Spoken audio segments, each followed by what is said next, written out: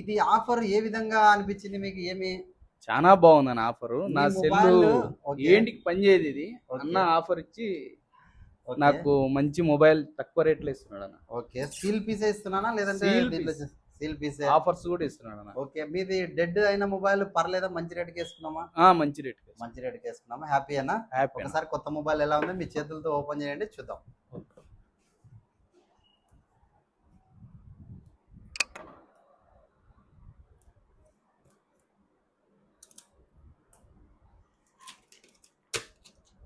ఇలా ఎవరైనా కూడా లేదు ఇక్కడే చూపించండి. ఇలా ఎవరైనా కూడా మీ పాత మొబైల్ ప్రతి ఒక్క ఇంట్లో కంపల్సరీ అయితే ఉంటుంది.